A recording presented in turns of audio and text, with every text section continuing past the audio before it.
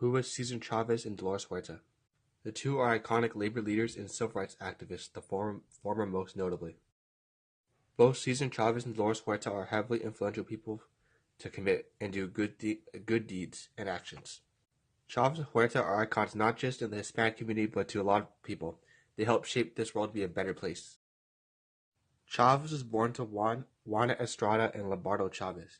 He was the second oldest child of his family. Chavez was also the former CEO of the Community Service Organization, CSO. Huerta was the second child and only daughter of her family. Family.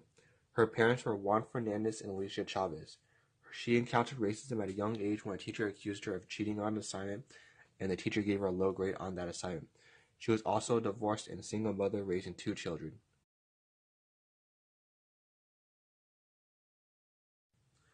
The rise of UFW. Many Filipino Americans, Mexican Americans, and African Americans started the Great Strike, and that was the first major strike that the UFW has encountered.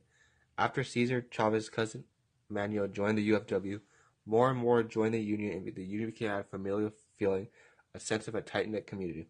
The UFW has become more and more popular and more powerful ever since the people have joined. It is still active to this day. So overall, Chavez and Huerta led the UFW to be a popular and iconic labor union it is today.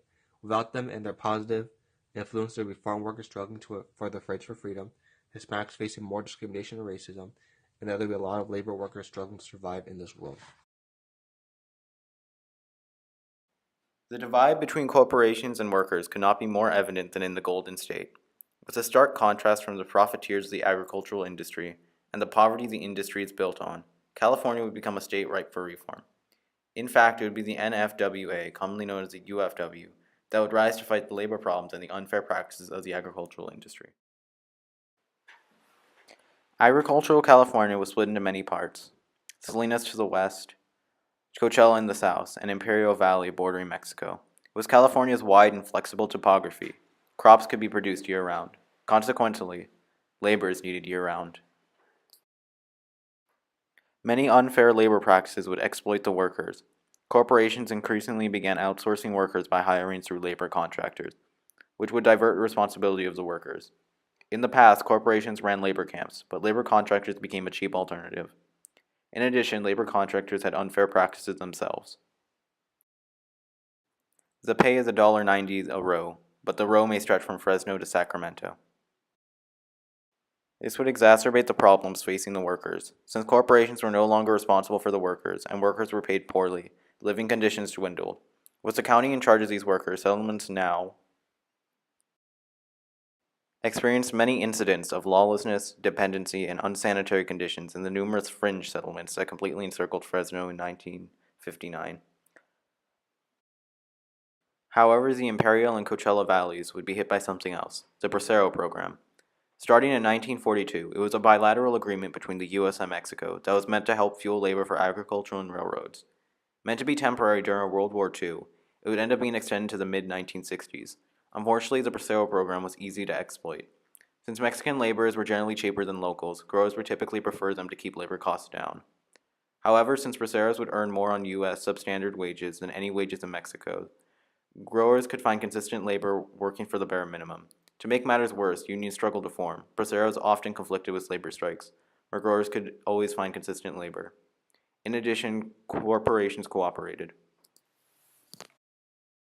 Although they were in competition with each other, these agribusinessmen knew how to cooperate when necessary.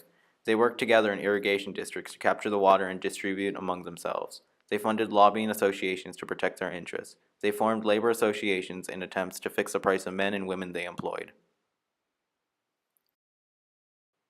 For these reasons, the AFL and CIO struggled to form any union.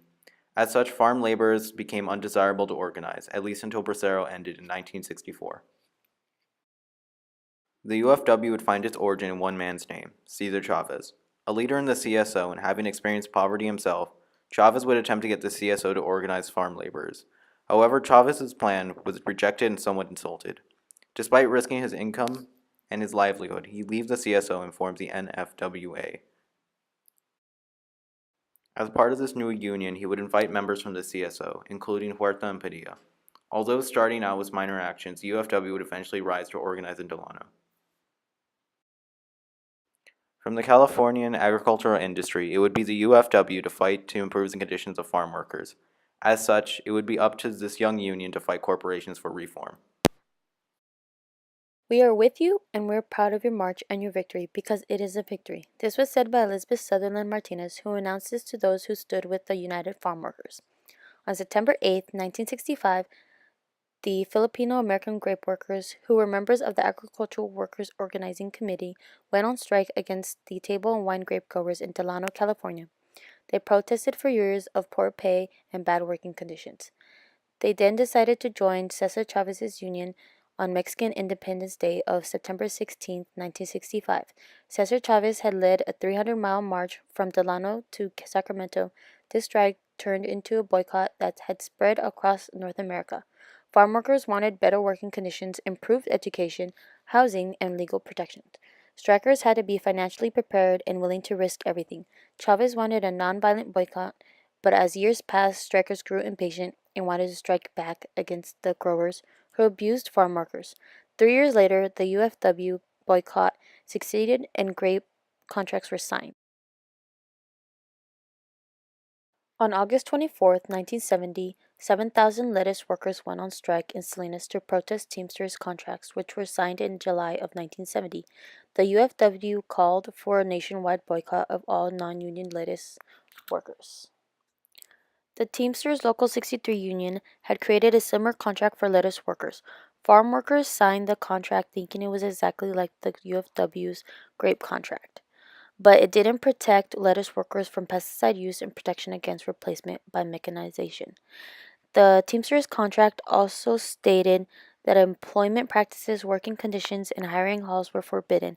It also differed in hourly wages, which were $1.85 during the harvest and $1.75 on other times. In 1972, Republican Governor Jack Williams signs an anti-union bill in Arizona, which causes the UFW to launch a recall campaign against Governor Williams. On December 29, 1972, a local judge prohibited UFW pickets in Salinas, and the ruling was overturned by the Supreme Court. During this time, the Teamsters Union Guards began assaults on anti-UFW with strong-armed men carrying chains and shotguns. After the UFW successfully gained farmers their proper rights as farm workers, on June 4, 1975, the California Agricultural Labor Relations Act was passed. It is one of the first laws for the rights of farm workers. Under this law, agricultural employees have the right to meet with their employers or employees to try and change wages or working conditions if there's no union present. They are also able to exercise any right it allows without fear of being fired or discriminated against. They are also able to file a complaint with the Board of Agricultural Labor Relations. In 1982, George Duke Meehan was elected as the new governor of California. After his election, the enforcement of the Agricultural Labor Relations Act began to slow down. In 1988, Cesar Chavez did his final fast for life in Delano, California, which lasted about 36 days. It highlighted the heavy impact of pesticide use on farm workers and their children.